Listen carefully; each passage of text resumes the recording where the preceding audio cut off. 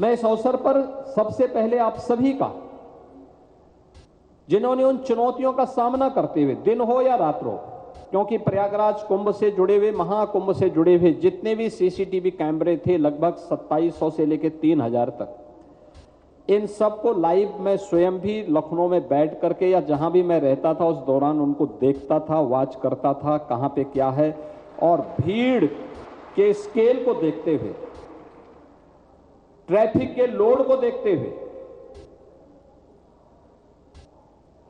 यहां पर 1 लाख से अधिक तो टेंटेज थे, 8000 संस्थाएं थी, और एवरेज याद करिए, अगर आपके घर में 5 लोगों के रहने की व्यवस्था हो और अगर 10 लोग आ जाएं तो घर में परेशानी होने लगती है।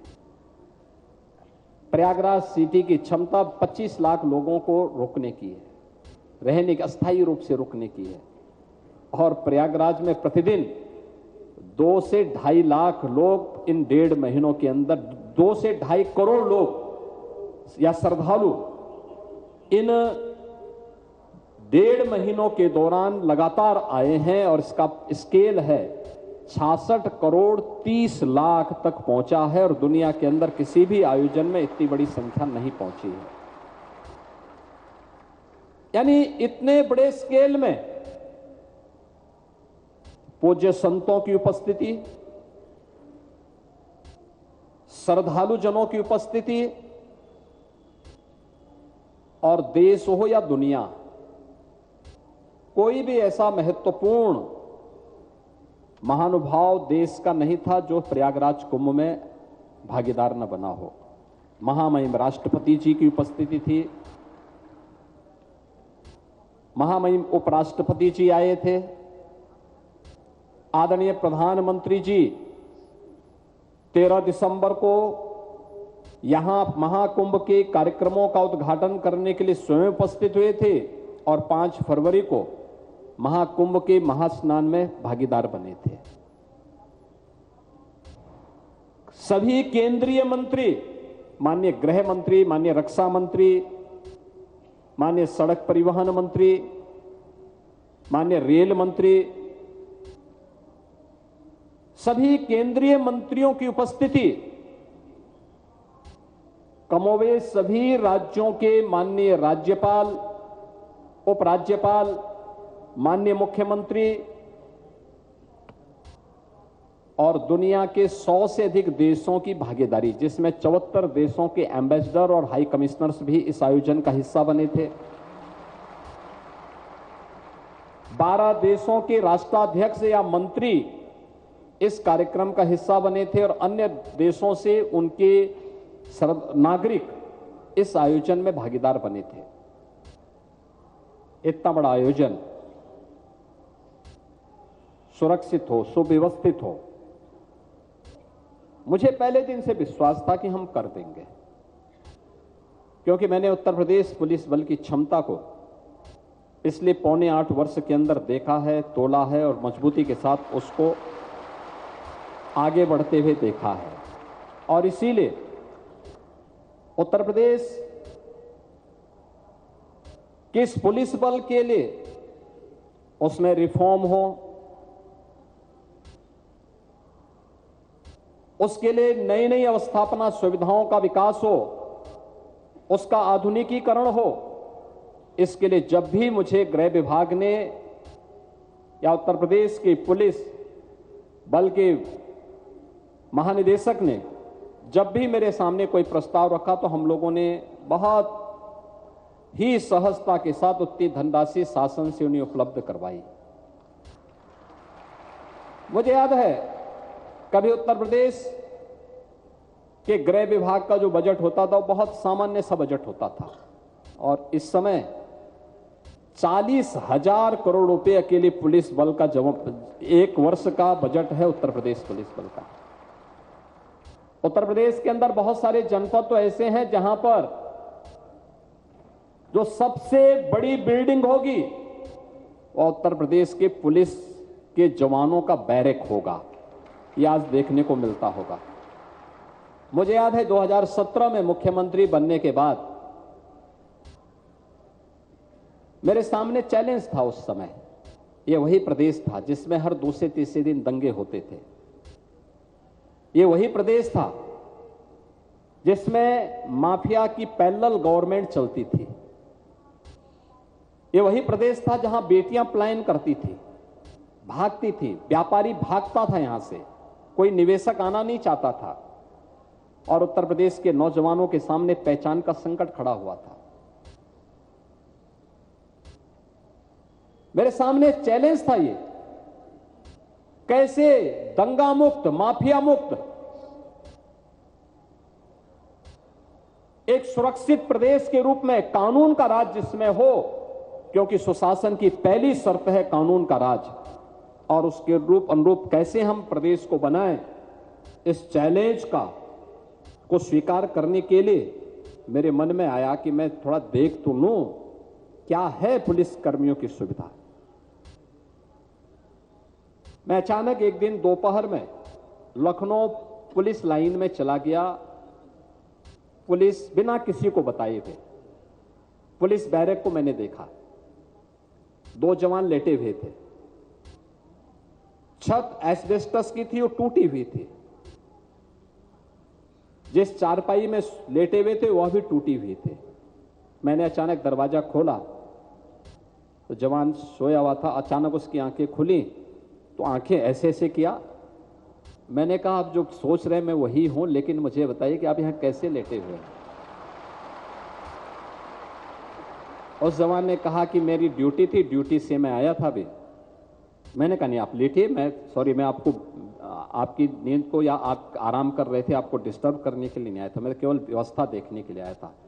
तो जैसे मैं वहां देख करके बाहर निकला तब तक प्रमुख सचिव गृह और डीजीपी भी वहां पहुंच गए। मैंने उनको पूछा, मैंने कभी क्या इसी में हमारे पुलिस कार्मिक रहते हैं? अरे आखिर वो भी तो किसी परिवार के सदस्य हैं, हमने उनके लिए सुविधा क्यों नहीं दी? और मैंने कहा आज ही शाम तक प्लान मेरे सामने आना चाहिए। और उसी दिन मैंने कहा था कि हर पुलिस लाइन में, हर थाने में, हर पुलिस चौकी में पुलिस की अवस्थापना सुविधाएं विकसित होनी चाहिए, उनके लिए सुविधाएं होनी चाहिए, बैरक बनने चाहिए, अच्छे क्वालिटी के बैरक बनने चाहिए। और आज मुझे बताते हुए प्रसन्नता है कि हर एक जनपद में ये सुविधा या तो हम पुलिस विभाग को हैंडओवर कर चुके हैं या बनने के अंतिम चरण में चल रहा है, और पैसे की कोई कमी इस मामले में नहीं है। याद करिए, उत्तर प्रदेश में 54 पीएससी की कंपनियां समाप्त कर दी थी। उत्तर प्रदेश पीएससी दंगाइयों का काल थी, लेकिन दंगाग्रस्त प्रदेश बनाने वालों ने 54 कंपनियां ही पुलिस पीएससी की समाप्त कर दी थी। हमने उसको बहाल कराया कि नहीं, ये फिर से बहाल होना चाहिए। आज पीएससी के साथ साथ हमने 6 वाहिनियां हमारी स्पेशल सिक्योरिटी फोर्स की भी गठित हो चुकी हैं। पीएससी की नई नई बटालियन गठित हो रही है, 3 महिला बटालियन भी गठित हो चुकी है। और अब तो जब हम लोग 2017 में आए थे, 1,56,000 पुलिस कार्मिकों की भर्ती पेंडिंग था, कोर्ट में था, कोर्ट ने स्टे दे रखा था। मैंने अधिकारियों को बुलाया, मैंने कहा स्टे काहे का है? तो मुझे बताया गया साहब कोर्ट का स्टे है। हमने कहा कुछ तो कारण होगा, पारदर्शी व्यवस्था अपनाइए और न्यायालय में शपथ पत्र दाखिल करके स्टे को वैकेट करवाइए। 1 सप्ताह के अंदर माननीय न्यायालय ने हमें अनुमति दे दी और हम लोग अब तक 1,56,000 पुलिस कार्मिकों की भर्ती करके उसको उत्तर प्रदेश पुलिस को सौंप चुके हैं। 60,200 पुलिस कार्मिक वर्तमान में हमारे भर्ती में फिजिकल और मेडिकल के चरण में चल रहे हैं। अगले महीने वे अपनी ट्रेनिंग के लिए जाएंगे। इसके उपरांत 30,000 और भर्ती हम लोग करने जा रहे हैं। आज हमारे पास एसडीआरएफ है और महाकुंभ प्रयागराज में तो उत्तर प्रदेश जल पुलिस ने भी और उत्तर प्रदेश फायर सर्विसेज ने भी अपने पूरे नए बेड़े के साथ इस महाकुंभ में अपनी भागीदारी सुनिश्चित की। क्विक रिस्पांस क्या होता है? आपने देखा होगा प्रयागराज में जब भी आग लगी कहीं किसी पंडाल में, किन्हीं कारणों से लगी, 10 मिनट के अंदर उसको कंट्रोल कर लिया गया। आपने देखा होगा जहां पे एक अस्थायी सिटी हो, कोई जनहानि नहीं हुई, डूबने से कोई मौत नहीं होती है, कोई दुर्घटना नहीं हुई। मौनी अमावस्या के दिन एक दुर्भाग्यपूर्ण घटना अचानक घटित होती है और 15 से 20 मिनट के अंदर हर घायल को पुलिस के द्वारा एसडीआरएफ के साथ मिलकर के, एनडीआरएफ के साथ मिलकर के जो ग्रीन कॉरिडोर बनाया गया, सभी घायल, गंभीर रूप से घायल लोगों को हॉस्पिटल या मेडिकल कॉलेज पहुंचाने की कार्रवाई को संपन्न किया जा चुका था। क्राउड मैनेजमेंट कैसे होना है, और यह तब 13 अखाड़ों के साथ साथ सभी पंथ, सनातन धर्म से जुड़े हुए सभी पंथ, संप्रदाय और उपासना विधियां प्रयागराज में मौजूद थी। क्या उत्तर, क्या दक्षिण, क्या पूरब, क्या पश्चिम, जो कभी नहीं आया इस बार प्रयागराज महाकुंभ में आया। और उन लोगों ने इस आयोजन में भागीदार बने। उनकी शोभा यात्राएं थी, 6 स्नान थे जिनमें 3 अमृत स्नान थे, मकर संक्रांति, मौनी अमावस्या और बसंत पंचमी।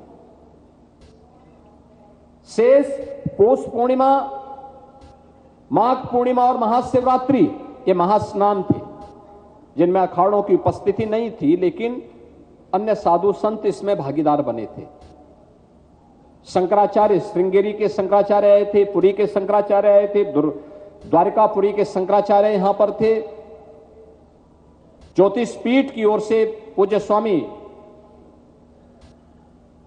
जी यहां पर प्रयागराज से, उन्होंने इस कार्यक्रम में भागीदार बनकर के इस आयोजन को और प्रभावी ढंग से आगे बढ़ाने का कार्य किया था। कांचीपुरम के पूज्य शंकराचार्य जी इस कार्यक्रम में भागीदार बने थे। अन्य सभी पंथ संप्रदायों से जुड़े हुए और पहली बार पूर्वोत्तर के साथ साथ बौद्ध धर्म गुरुओं की उपस्थिति, भिक्षुओं की उपस्थिति भी इस आयोजन को आगे बढ़ा रही थी। बड़े बड़े आयोजन हुए थे। मुझे ऐसे 2 आयोजनों में जहां बड़े बड़े कथा मंडप बने हुए थे, उन दोनों में भागीदार बनने का अवसर मिला था। और दोनों आयोजनों में मैं देख रहा था 2 से 2.5 लाख श्रद्धालु बैठे हुए थे और वे आराम से कथा के बाद, वहां का प्रवचन के बाद उनकी यात्रा निकलती है, वे संगम में जाकर के स्नान करके फिर वापस भी चले जाते हैं। कहीं कोई घटना नहीं घटित हुई। ट्रैफिक का मैनेजमेंट किस रूप में था, और हमारे सीनियर अधिकारी स्वयं फील्ड में उतरे थे। ये चीजें क्या दिखाती हैं कि जब लीडरशिप सामने हो और स्वयं लीड कर रहा हो तो फिर कोई चुनौती नहीं रह पाती है, तब चुनौती नहीं रह पाती है। और यही कार्य इस आयोजन पर, इस अवसर पर किया था। और यही कारण है कि जो भी प्रयागराज एक तो जो महाकुंभ में भागीदार बना होगा वही महाकुंभ के स्केल के बारे में, इसकी स्किल के बारे में वही बता पाएगा।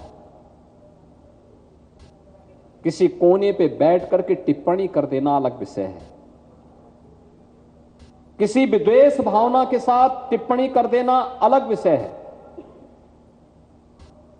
लेकिन ईमानदारी के साथ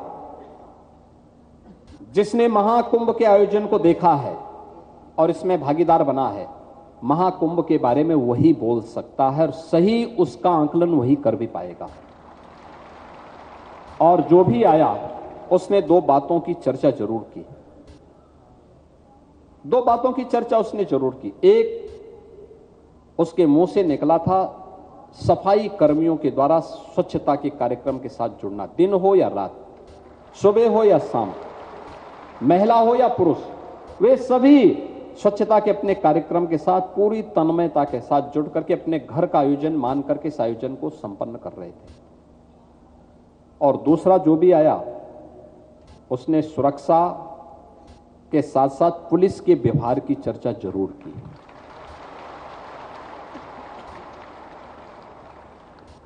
पुलिस या सीएपीएफ के हमारे जवान, होमगार्ड के जवान, पीआरडी के जवान ट्रैफिक की व्यवस्था से, जल की पुलिस की व्यवस्था से,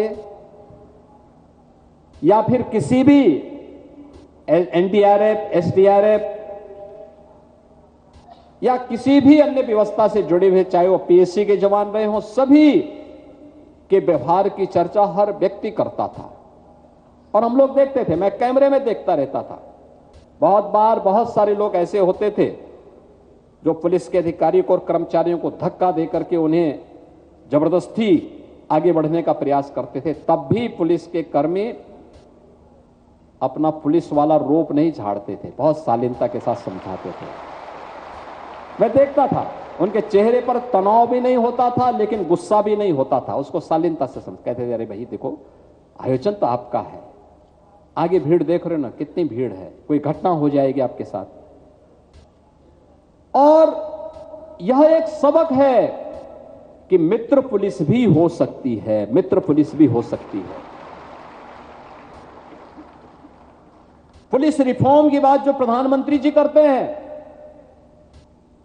स्वतंत्र भारत में कैसी पुलिस होनी चाहिए, वह पुलिस वही है जो महाकुंभ के दौरान सिविल पुलिस ने, हमारी केंद्रीय पुलिस बल के जवानों ने, हमारे पीएसी के जवानों ने और इस पूरे पुलिस बल से जुड़े हुए या फिर होमगार्ड या पीआरडी के जवानों ने जो यहां पे अपना कौशल दिखाया है, अपने व्यवहारिक दक्षता का परिचय दिया है।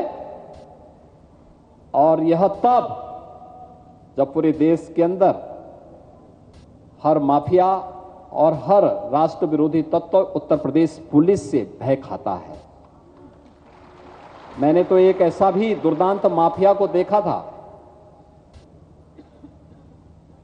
जो 2017 के पहले चलता था, तो सड़क पे ऐसा दृश्य लगता था जैसे वह कोई बहुत बड़ा वीवीआईपी चल रहा है।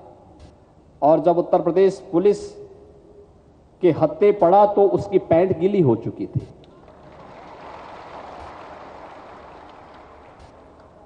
मैंने वो दृश्य देखा है। ये बदलता हुआ नए भारत का उत्तर प्रदेश है। और इस नए भारत के उत्तर प्रदेश को आज जो हम लोग आज स्पिरिचुअल टूरिज्म का, आस्था और आर्थिकी का एक नया केंद्र बिंदु बना दिए हैं, इन्वेस्टमेंट का ड्रीम डेस्टिनेशन बना लिए हैं, देश की सबसे बड़ी उभरती हुई अर्थव्यवस्था के रूप में स्थापित कर लिए हैं। प्रयागराज महाकुंभ के ढेर सारे सबक हैं, उस सब का केंद्र बिंदु बना लिए हैं। उसमें कानून का राज हो, सुशासन की पहली शर्त कानून का राज है।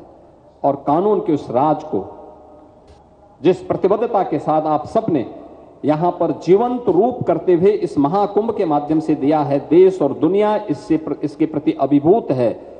और इस अवसर पर मैं आप सभी का, जो 75,000 हमारे उत्तर प्रदेश पुलिस बल, केंद्रीय पुलिस बल, पीएसी, होमगार्ड, आपदा प्रबंधन की, चाहे वह केंद्रीय आपदा प्रबंधन से जुड़े हुए या स्टेट डिजास्टर मैनेजमेंट से जुड़े हुए, हमारी एसडीआरएफ से जुड़ी हुई जल पुलिस, फायर पुलिस या फिर होमगार्ड, पीआरडी के जवान, इन सभी जवानों को मैं हृदय से इस आयोजन की सफलता के लिए बधाई देता हूं और उत्तर प्रदेश सरकार की ओर से आप सबका अभिनंदन करता हूं। विपरीत परिस्थितियों में धैर्य नहीं खोना, चुनौती का सामना करने के लिए अपने आप को तैयार करना। यह महत्वपूर्ण सबक हमारे सामने था। भीड़ थी, चाहे वह संगम हो, ऐरावत घाट हो, जोशी हो, टिकर माफी हो, रेलवे स्टेशन हो। मैं जिस भी अधिकारी से बात करता था कैमरा देख करके कि भाई वहां पे भीड़ ज्यादा मुझे प्रेशर नजर आ रहा है। मैं जानता था, उनका चेहरे का भाव दिखाता था कि हां चैलेंज है, लेकिन वो कहते थे साहब 1 घंटे के अंदर हम इसको ठीक करवा लेंगे, कोई वो नहीं, हम लोग इसके लिए तैयार हैं। मैं देखता था रात्रि भर अधिकारी काम कर रहे हैं, कार्मिक काम कर रहे हैं, क्योंकि 28, 29 और 30 जनवरी को इन 3 दिनों में 15 करोड़ लोग इस सिटी में आए थे। यानी जिस सिटी की क्षमता मात्र 25 करोड़ लोगों को यहां पे नियमित रूप से रहने के लिए सुविधा उपलब्ध करवाने की हो, 25 लाख लोग जिस सिटी में रह सकते हो, उस सिटी में 3 दिन के अंदर 15 करोड़ लोग आ जाएं। आप अनुमान इसी से लगा सकते हैं कि 5 लोगों सदस्यों के घर में 10 लोग आ जाएं, क्या स्थिति होती है। और अगर 5 लोग जिस घर में रहते हो, उस घर में अगर एक साथ 100 लोग आ जाएं, क्या स्थिति बनती है। और प्रयागराज सिटी में तो 3 दिनों में 15 करोड़ लोग आए थे, और 15 करोड़ भी ऐसे लोग आए थे, पूरे देश भर से आए थे। कोई उत्तर से, कोई दक्षिण से, कोई पूरब से, कोई पश्चिम से, कोई विदेश से, कोई देश से, दुनिया भर से आए थे। और जो आया संगम में एक बार डुबकी लगाया, अभिभूत होकर के गया, गंगा जल लेकर के भी गया है, यहां का प्रसाद लेकर के भी गया है, आपको भी धन्यवाद देते हुए गया है। और उससे भारत का भी मान दुनिया में बढ़ा है और उत्तर प्रदेश का मान देश में बढ़ा है।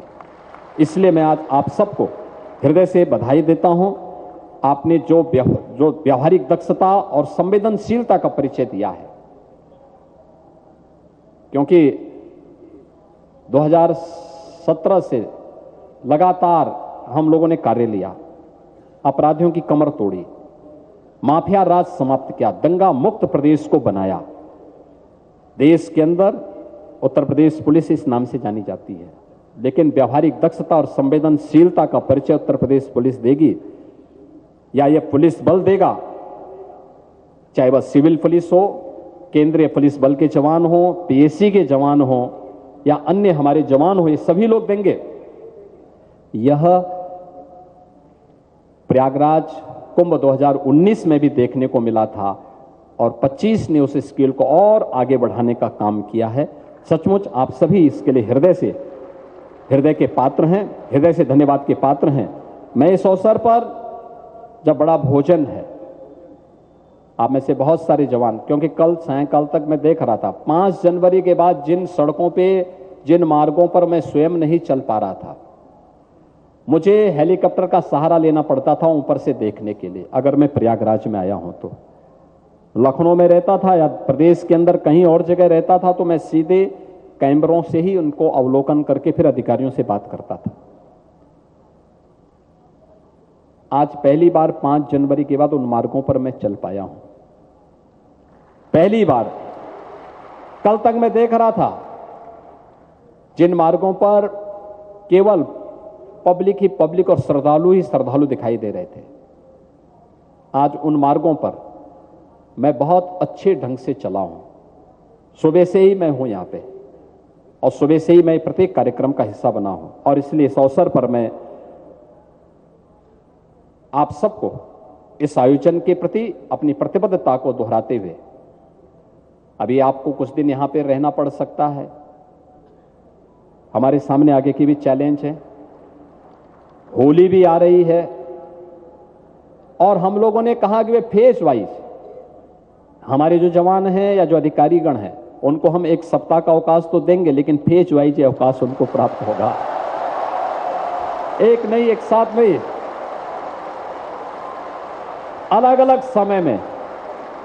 महाकुंभ की ड्यूटी में जो लोग भी भागीदार बने हैं उनको उसी रूप में एक सप्ताह का अवकाश मिलेगा, लेकिन फेज वाइज उनको मिलेगा। और इसके लिए जो 75,000 जवान यहां पे काम कर रहे थे, उनमें उत्तर प्रदेश पुलिस, पीएसी, केंद्रीय पुलिस बल, होमगार्ड, पीआरडी और जो भी विभिन्न उससे जुड़े हुए हमारे जवान थे, इनकी संख्या 75,000 थी। इनको हम उनकी उत्कृष्ट सेवाओं के लिए महाकुंभ सेवा मेडल और प्रशस्ति पत्र प्रदान करने की घोषणा कर रहे हैं।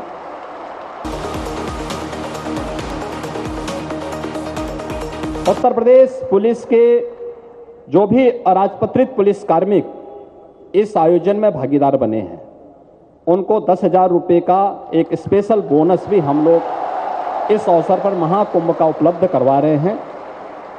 मैं इस अवसर पर एक बार फिर से आप सबका मैं हृदय से अभिनंदन करता हूं और इस आयोजन को कुशलतापूर्वक आगे बढ़ाने के लिए आप में से बहुत सारे लोग तो स्नान कर चुके होंगे, लेकिन जो लोग बचे हैं तो ये मान करके चलना कि श्रद्धालुओं और संतों का महाकुंभ संपन्न हो चुका है और अब आराम से जो यहां की बची हुई ड्यूटी है उसको संपादित करते हुए भी आप लोग स्नान भी करिए और अपने परिवार के सदस्यों के लिए भी प्रयागराज के संगम का जल लेकर के जरूर जाइएगा, क्योंकि यह आपके जीवन को स्मरणीय बनाएगा। दुनिया के लिए तो स्मरणीय बन गया महाकुंभ, लेकिन यह क्षण आप सबके जीवन में भी एक नया परिवर्तन लाएगा। मेरी ओर से इस आयोजन के लिए और इस पूरे कार्यक्रम को सफलतापूर्वक आगे बढ़ाने के लिए आप सबको एक बार हृदय से बधाई और मंगल में शुभकामनाएं। धन्यवाद। जय हिंद। मेरे साथ आप 3 बार बोलेंगे, भारत माता की, भारत माता की, भारत माता की।